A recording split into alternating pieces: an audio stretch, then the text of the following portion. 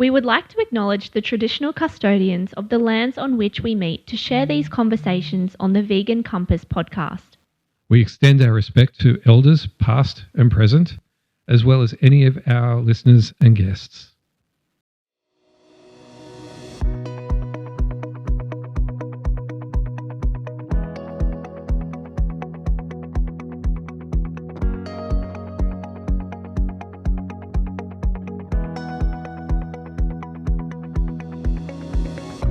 Hello and welcome to the Vegan Compass podcast, unveiling truths, inspiring change. We are your hosts, Ric and Mackenzie Cross. From wherever you're listening, please be sure to like and subscribe to support this podcast. Now to the episode. Hello everyone, welcome back. It is our first episode of season 3 and we are so excited to be getting back into it. How are you, Ric? I'm good, apart from, we're just working out a few technical hassles, having not done this for a month or two. 2 months, I think. Yeah. So, but it's really nice to be back, and we're here after Forum. The week after Forum, it was last weekend, but oh my goodness, what an amazing event it was. It was an amazing event. So we decided that we wanted to utilize this first episode of season 3 to recap the Forum, share our highlights, and we've got some interviews from attendees as well. Okay, so yes, we have some really exciting guests lined up for season 3. If I can get my mouth working, it would be really good. Who do we have coming up, Mackenzie? Our first guest is going to be Elijah Attard. He is a vegan chef, and he's done a documentary all about foraging, so we'll have him and the documentary filmmaker on as well. And then we have Christoph and Brett from Faux Show, some amazing vegan cheesemakers from Perth. So that's going to be pretty cool to hear about all their processes and what they're doing. We'll also have Gail Eisnitz. She's from the Humane World Farming. Yeah, Humane World Farming. I think she's an investigative reporter. Yep, in the US. Yep, and she's just released a brand new book, which is going to be really interesting. We have Nina Bergman, who is a Danish actress, but an incredible animal rights activist and also a singer. She's got a really fabulous story. And one I'm really looking forward to is a good friend of mine, Clifton Roberts from the US, who was the US independent politician running for the US presidency. He ran twice. He is with the Humane Party, I believe.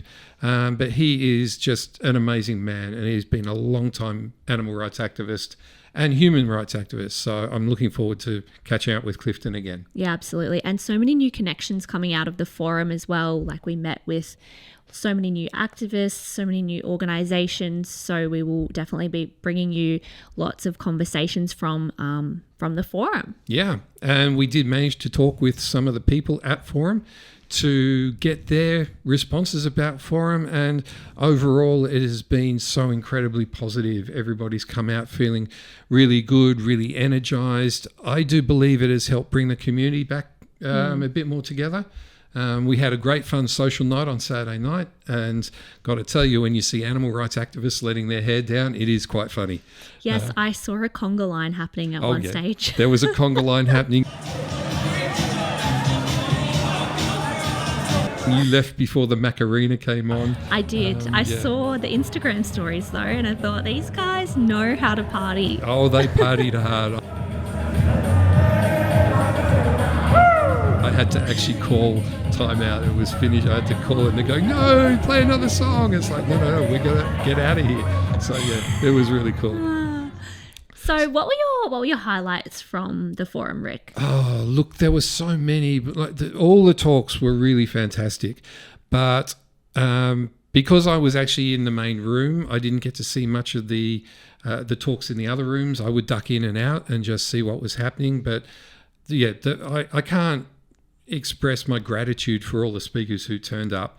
But I think the highlights for me from what I saw, Emma Hurst. Yeah, I think she was streets above. Like, she was such a highlight, and telling us about all the amazing achievements she's had in Parliament. Yeah, I was in the audience, and she couldn't even, every single achievement, the audience would just erupt in applause. So she could hardly get anything out. I'm sure she had a even longer list of achievements to get through, but the ones she did share were just absolutely amazing and give us so much hope. I had to shove them out of the room because I kept wanting to talk to Emma, and I'm going, but hang on, we got another talk. Please, can you please go? Take this out of the room. Another great highlight for me was the street activism panel. I didn't get to that one. Oh, it was so good. And we had activists on the stage who were just talking about all the different forms of street activism. It was one of the great panels. We had a number of panels there, Greyhound panel, anti-vivisection panel.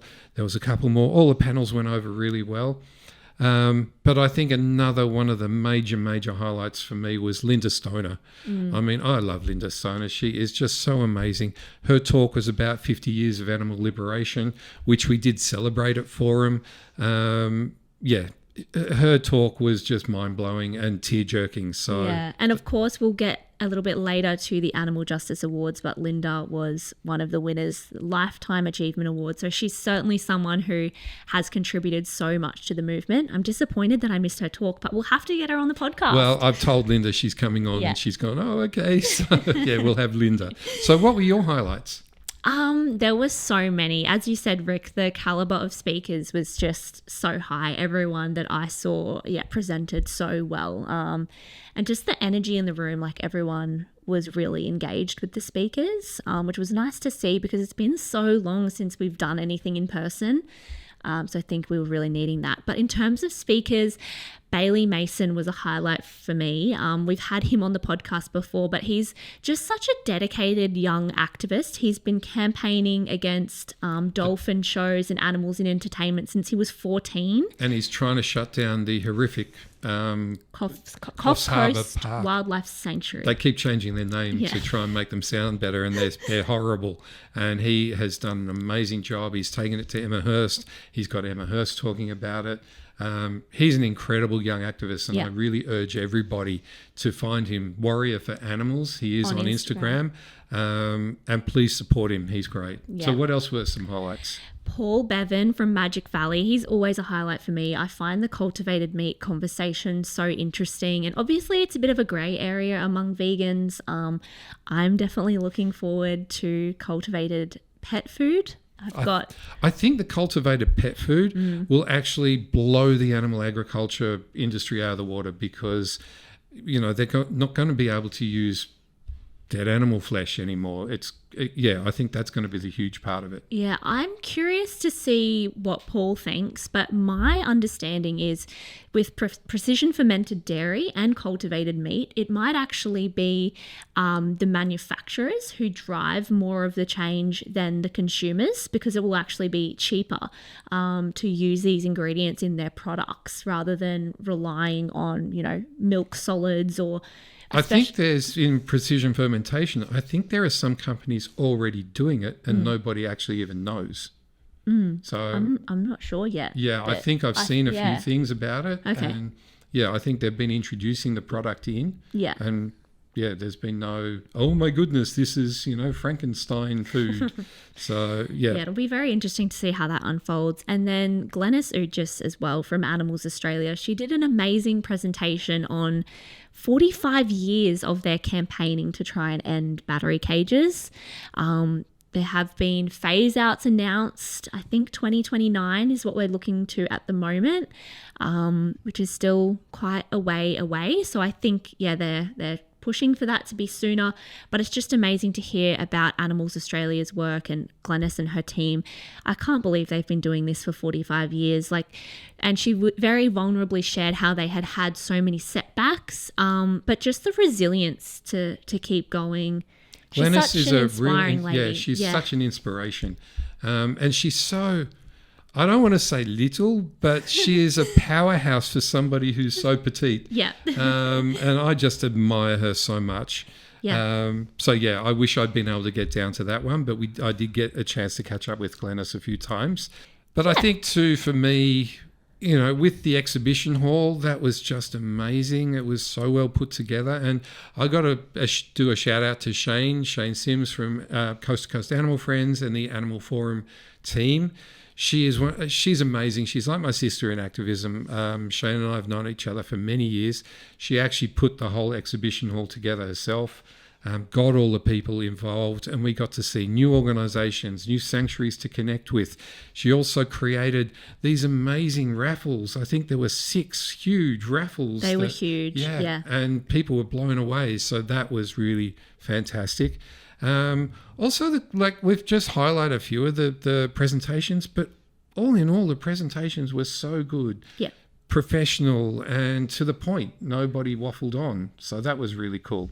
And just a diversity of topics as well. So many different ways that people are using their voice, using their specialties to advocate for animals, which is really inspiring as well. Yeah. And one thing that they introduced this year that we haven't had before is the discussion circles. And that was where a group of, say, 10 to 15 people got around a table, and there was a person who would facilitate the discussion. There was a topic to talk about. And I wasn't sure how that was going to go. I was a bit dubious at first, but when I first saw the first discussion circle and it was packed, and I'm going, wow, this is amazing. Then I think the final one was run by Angie from Funky Pies and Sarah from Compassion Creamery, and I think it was Ariel from AJP.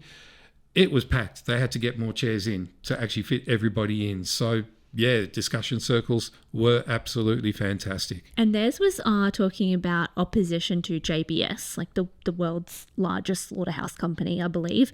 But there were so many different topics. Like, I'm looking at the agenda now. What else did we have? Yeah, activist disagreements, cancel culture, vegan responses to cultivated meat. There was lots of really diverse discussions there, and it's good to just get everyone's opinion as well. And I think we were also blessed with great audio, great screen, audio visual stuff was fantastic. The venue was stunning. It was at the Sydney Masonic Centre. I'd never been there before, but all of the rooms were excellent. The staff were fantastic. Yeah. On the audio visual side, we had Carl, our new audio visual guy, first time this year. He was outstanding. He was running around doing everything. We had their audio visual crew with us, and they couldn't have done more to help us. They were great. So all in all, I think it was just an amazing event. Yeah, absolutely. And hats off to the organising committee, Shane Sims, Roy Taylor, Christine Hahn, Carl Schnapp. Is that his last name? Yeah, Carl Schnapp. And then Saskia Hahn. Yeah. And me. Rick. I was in there somewhere. I sort of tended to come in more towards the end. They were doing all the lead-up work. So, and then I guess you could say I was the MC for the whole event. But I love doing it. For the main room. And I love doing that. It's just to see all the people come in, to welcome them in, and just see new faces, friendly faces, people I haven't seen in years. It warms my heart to see everybody there. Yeah, absolutely. I just realised that we've spoken about everyone else's wonderful talks, but we actually both also did a presentation. I ended up doing 2, one by mistake. But, so a bit of a shameless plug. Tell us about your presentations, Rick. So I did a presentation called Guarding the Flame with amazing animal activist and vegan psychologist Ianthe De Silva. We talked about protecting ourselves from burnout. Sadly, I was the before case because, as anyone who's followed the podcast will have heard my story, but burnout hit me very severely in 2020. And then Ianthe came on to tell us how to protect yourselves, how to guard the flame, how to keep that flame burning, and prevent burnout. Prevent burnout. Ianthe, her knowledge is incredible, and I think everybody walked out of there feeling like they'd had a session with a vegan psychologist. Yeah. I certainly did. Yeah, I was in the audience, and she did so well at sort of balancing the psychological understanding and also the practical elements that we can all take away when we're feeling that anxiety and burnout in the moment. Yeah, and I got to say, I did find my little bit difficult because I did have to delve into stuff that really brought up like my PTSD again. But I'm sort of very proud that I got through it. You did a great job, and everyone in the audience could just feel how traumatic your events were, especially, you know, the succession, one after the other, compounding events. 2020 sucked. Yeah, That's pretty much it. We could all feel your pain, and you did such a good job getting through it. And I think it's something that resonated with everyone, because in this movement, burnout is just all too common. Yeah. And I did bring in my 45 ways for people who are suffering burnout but still want to do stuff. So I had a little flyer, and we'll put up the QR code where people can go and download the whole formatted document now, because I've done a complete 45 ways for time poor activists. Yeah, something like that. I can't even remember because there's just been so much going on. I walked out of Forum and then went into 2 days of intense kangaroo planning. So yeah, it's been pretty cool. Yeah. And then the other one that I did was with Kangaroos Alive. I was supposed to just be the slight person, you know, throwing in a few observational things about kangaroo walks and talks. And it started off with Mick McIntyre giving an amazing rundown of what we've been doing with Kangaroos Alive. And when I heard him talk, I'm going, no wonder I'm tired. Like, we have done so much. And then, unfortunately, Craig Thompson has been very sick and couldn't make it to Forum, so I had to step up into his shoes. And I've got to say, Craig, it's big shoes to step into. And I hope I did Craig proud, because, you know, he's an amazing man. So I was proud to be there for him. But yeah, I missed having Craig there. He's incredible energy. So that's us. Now, Total Ethics. Yes. How was your talk? It went really well. So for those who don't know, I have my own social media agency, Total Ethics Media and Marketing, and we work directly with vegan businesses and animal rights organizations to help them with their social media. I haven't really done a presentation like this before in such a large audience, and also, you know, quite a long presentation, 45 minutes. And I'm just the type of person that is very perfectionist, very hard on myself. So I was feeling the stress and anxiety in the lead up, but it went really well. So I spoke about social media for animal advocacy and sort of the 4 key levers, which are like the fundamental things that we should all understand in order to be effective with our social media. And yeah, it went really well, and I was really proud of myself, and I got good feedback afterwards. So I'm glad I could sort of overcome that fear, and now I feel a lot more confident for future presentations. Well, Mary from Kangaroos Alive, who's our campaign manager, a kick-ass campaign manager, all she could talk about for the last 2 days in our program was, we have to get Mackenzie in. We have to get Mackenzie in to tell us about social media and what we need to be doing more of. She said her talk was just so incredible, and she felt so inspired coming out of your talk. So well thank done. you. Yeah. That's great. I did duck in at one point, and I heard you, and I'm looking at the audience, and you had a really big audience. Yeah, I was surprised. They were just so focused on you and the screen. It was really good. Very cool. Thank you. I did want to mention as well that there were 2 other social media presentations. So it was really great to kind of get that representation, because we know that social media is becoming increasingly important for animal activists, animal rights organizations, vegan businesses, you know, to get that message out beyond just our echo chamber. So it was good to have that representation and have all of us, I guess, for the most part, saying the same thing. well, sort of. I think what was interesting and how it sort of worked together is the other 2 tended to be the more basic sorts of things that people need to be doing, whereas you went more in depth. I think I focused more on like the strategy and the key messaging. I know like there are so many free resources online, YouTube tutorials, free downloads, that kind of thing, that people can access. So I guess I wanted to kind of delve a little bit deeper and talk about the things that are specific for the vegan movement. So look, it was great. And yeah, we both just had such a fun time. And we can't forget this little bit. Yeah, of course, the Animal Justice Awards. Yeah, so on the Saturday night, Mackenzie and I co-hosted again the Animal Justice Awards, and it's so great to have this as an in-person event. Yeah. and we gave away, $32,000 in grants. Yep, 7 award categories. Yeah, and all very worthwhile winners. I think for me personally, the Peter Singer Lifetime Achievement Award was the highlight of my night, and that, of course, went to Linda Stoner. And I've got to say, there were so many good nominees for that award. People like Pam Ahern, Lawrence Pope, Steve Garlick, and it was any one of those would have been a worthy winner. But for me personally, it could have been, for me, I was hoping for either Pam Ahern or Linda Stoner. So I would have been over the moon with any of them, really. Yeah.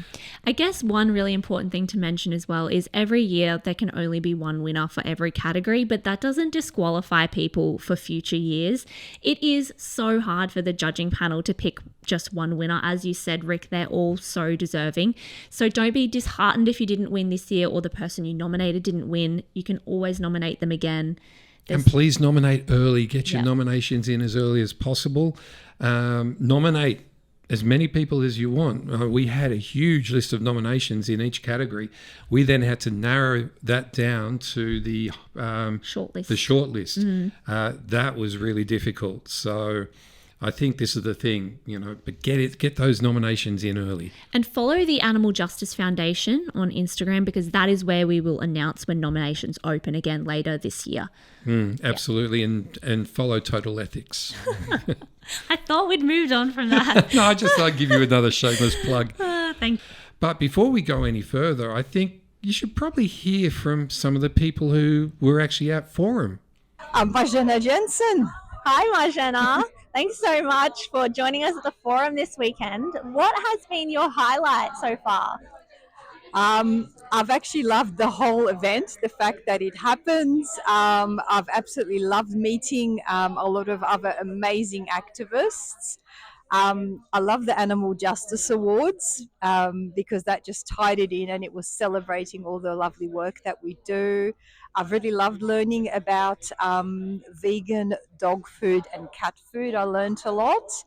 And today's been really amazing because it's been talks about animal liberation and also Animals Australia and just their wonderful history. And it's just lovely to be standing here in the footsteps of all these greats. Hi, I'm Holly, just a street activist and mainly very excited to see the street activism panel later because I know everybody in it. It's been fantastic seeing so many people I know around and lectures about things some I haven't truly understood, which makes me want to research a bit more. Have there been any highlight talks that you've seen? If I can call her over, just watched a panel with, sorry, what was your name? Amy here, which I found really, really fantastic, sort of highlighting the fact that not just me, but many of us come from doing veganism for our health and then realise the ethical implications of it. So I definitely didn't realise the difference between vegan and plant-based a while back. And it's nice to hear that that's not just my story, that's a lot of people's stories. Yes, my name's Amy and I'm representing Doctors for Nutrition today. Okay, and how are you finding Forum so far? I'm finding it so interesting. As Holly just said, I think I'm a bit biased, but I think our panel was great too, but hearing so many perspectives. And Aranthi, am I saying that right? Ayanthi, I thought hers just stood out for me about guarding that flame, and you shared your personal story too, Rick. I just thought protecting ourselves is just so valuable so that we can keep going further and further. And I think the visual that she did and the butterfly hug has been my favorite, along with the expo hall and just seeing all the beautiful people that dedicate, their lives to animals, and just the shopping. I bought my cats lots of things and got some hats, and I just love, giving money to vegan causes that are close to my heart. So it's been fantastic. I'm Lawrence Pope. I'm a spokesperson with the Friends of Bats and Bushcare in Melbourne. And I love just being in a space where every person in that space will agree with all my ideas and thoughts about how to create a better world and be kinder to other species. And have there been any standout highlights for you from this forum? Well, everything I've seen has been wonderful. I loved, particularly, I think, Linda Stoner's presentation. Oh, how could you not love Linda? Yeah, I mean, she's lovely and a real treasure in the movement. But it's been a real privilege and an honour to be here. I was nominated for the one of the Lifetime Achievement Awards, and I was gazumped by Linda. So I may never be she's a hard one to beat, it's isn't almost she? impossible Yeah. to get, but I'm really happy that she got it well deserved. Hi, I'm Natasha. I'm the State Director for the Animal Justice Party New South Wales. And how are you enjoying Forum so far? The forum has been fantastic. It is so great to be here amongst so many people that care about animal rights. Just to be able to walk around and be with like-minded people and sharing, our passions together has been just so nice. Who am I? Well, I'm Saskia. I am on the volunteer team here for Animal Rights Forum. I don't know, vegan 10 years. Love it. Love the forum. And what have been some of the highlights that you've had? So far, my highlights have been, as always, listening to the Animal Justice Party, the Vivisection panel, the Greyhound panel, definitely, and Bailey Mason's talk on dolphins in captivity. Yeah, hi, I'm Elliot Fox. I'm a Canberra-based artist. First time at the Animal Rights Forum. It's really exciting to be here because this is on the back of my debut solo exhibition, St. Grey, that just travelled across Australia to advocate for greyhounds and raise money for greyhound charities and advocacy groups.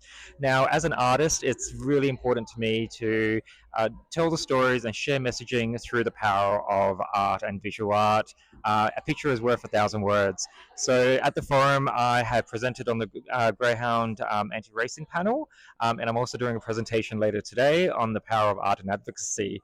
The highlight for me has just been meeting this amazing collective of people. Everyone is so passionate and involved, but also just sharing stories and lessons, because there is no one path, one road to making change for animals, and there's just so much we can learn and support one another with. I'm Kate from Kangaroos Alive. Pretty silly question, really. So what have been some of the highlights that you've had here at Forum? So it's been fantastic talking to people, like finding out what they're doing, but also lots of people want to know what we're doing. And I think just the interaction and kind of the excitement of your own work and their work, and being a bit inspired by how many people are doing good things, and really like talking to people like kangaroos. I think we're the only wildlife people here, and just putting wildlife on the agenda, and go kangaroos. Hi, I'm Matthew. The forum has been unexpectedly great. I haven't been to one of these before, and it's been really informative. I think the most impactful session that I've been to was by Sam Tucker with AI.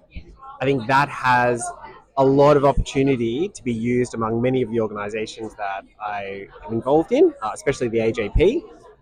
And yeah, that's what I'm really excited about and looking forward to going for. And there have been any other great highlights? Yes, I think the one we just heard about was highlighted. It's like quite sad, but the vivisection discussion panel, I think that was really, again, informative, and it's just such a hidden thing that we just don't hear about. And again, it's like, you just another campaign to get more understanding of. And then also Bailey's speech around the Coffs Harbour Sanctuary, which is obviously made up, but it seems so close to the end there, and something that I think we need to raise awareness for to try and get that thing closed down, because it's just terrible. My name is Silson, and the highlight is that the forum and the participants are from all different angles. So we have doctors, professors talking about vivisection, and then we have sea shepherds owning actual ships and fleets, saving our sea life, and we have social media crew, and we have sanctuary. The variety of the aspects of different types of organizations that's here just like really shook me to the very core, in a good way, that like veganism and the promotion of it is actually in every aspect of my life, of our life, of the whole life. And I feel like this has given me put it that way. Before, I think for me veganism was street activism. That's what I got exposed to. Now I realize it's in food manufacturing, it's in the social media side of things, it's on the street, it's in the profession, like the doctors and the researchers. So it's in every aspect of our lives. That is the highlight. Douglas Leith from Melbourne Save Animals in Labs and Animals Community Truth in Melbourne. I've enjoyed the overall experience and the feeling of being here with other like-minded people. I've particularly liked Dr. Claire Mann's presentations, and others. They've all been informative, but I find the level of information is more than I currently have. So they're all edifying to me, and I go away knowing more, and maybe hopefully also helping other people to understand a bit more about animal experiments. I am known as Marina Debris. Highlights, oh my gosh, too many. The biggest highlight is just seeing all these wonderful people, and all the talks have been really inspiring and educational, and there hasn't been one. They've all been highlights. Sorry, that's not much. No, that's awesome. And I just want to say that Marina Debris, she is an amazing artist.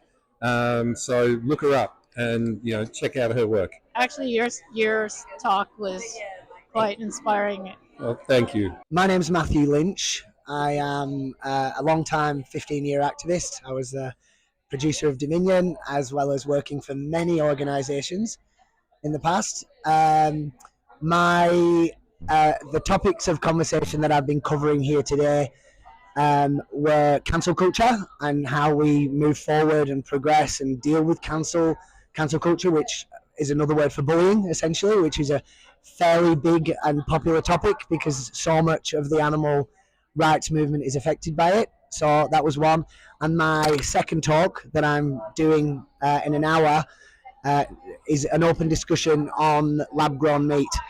I have sadly lost my faith in humanity's capacity to change.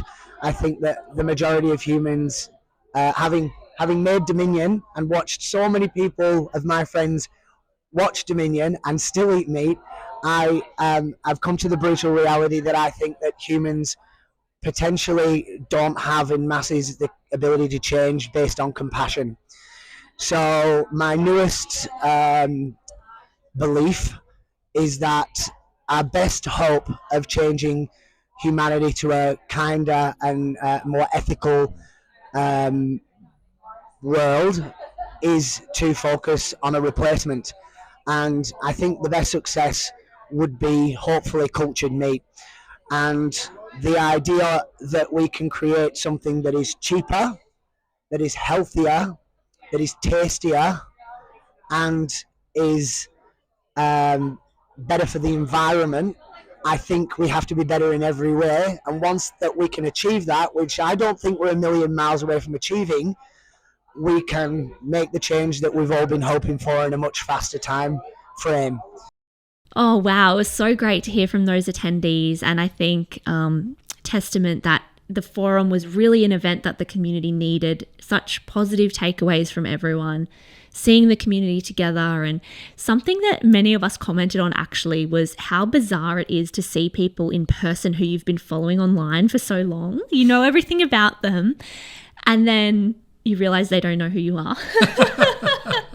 Yeah, you go up and say, "Hi, I'm Rick," and they're going, "Who? Yeah. Who are you?" Exactly. Oh, sorry, I forgot. I've just been following you on Instagram for like 5 years. Well, because you feel like you know them, you follow their story, and it becomes really personal to you. So for them, they don't know who one of their followers are. So yeah, a few foot and mouths. Yeah, there was a few moments like that, but it was really fun.